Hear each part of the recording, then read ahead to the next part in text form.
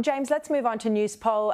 This big story today in The Australian, it reveals 60% of 35 to 49-year-old voters believe they're worse off now than they were 2 years ago. I mean, that's kind of an obvious finding, but the issue is that it's this single figure that poses the most risk for Anthony Albanese.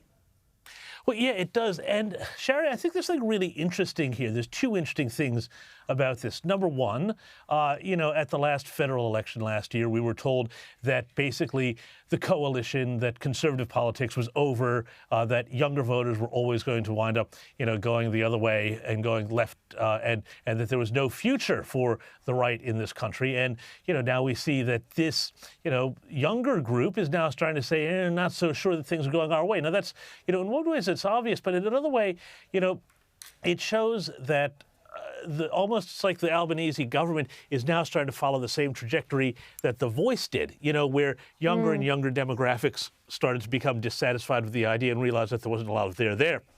And I think something similar is happening here, Sharri, because people are feeling it in their hip pockets. People are going into Christmas very, very nervous about their financial positions, and they don't see any sort of, for all their talk about, a child care benefit here and some rent assistance there. There's nothing holding this whole thing together. So there's nothing that, has people saying, we know why we're going through this and to what purpose. They just see pain, and they see, Albanese doing first The Voice and now all these foreign trips, which I've defended him on in the past. But, again, it just looks like he's not governing for Australians. Yeah, exactly. That's the perception that's emerging. Look, another really big story today, we've learnt that one of those immigration detainees who's been released, well, the authorities now can't find him, can't contact him. This is despite the government committing to mandatory electronic monitoring of former detainees.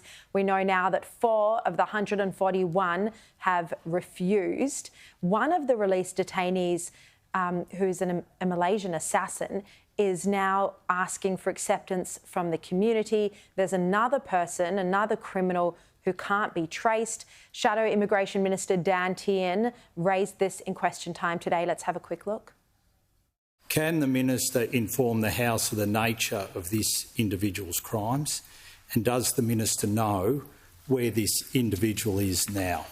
He would be well aware, as all members would be well aware, this government does not comment on operational or individual matters. The Australian community should be assured that all efforts coordinated under Operation Aegis are being made to track down this individual.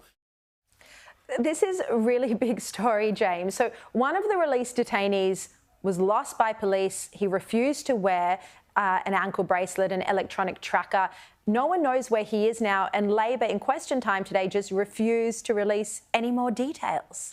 Well, they refused to release any more detail, and I'm just looking at my phone because Claire O'Neill has just said in Parliament that they are moving to quickly finalise a tough preventative detention regime, and I believe that what they're trying to do is to use that clause in the decision that was handed down, which said, well, if there's a possibility of deportation, if that increases, that you could re-detain some of these people. I frankly don't know that that's going to wash, having read the entire High Court reasoning on this. The fact that, they went into this decision saying, we think this will be fine, or claiming that they thought it was going to be fine, and then come back with a 7-0 shutout, I think shows the real poverty of their leadership on this issue, as does the fact that they had to be led by the nose to having any sort of monitoring regime when they didn't have legislation ready to go in the eventuality that the court did not go their way.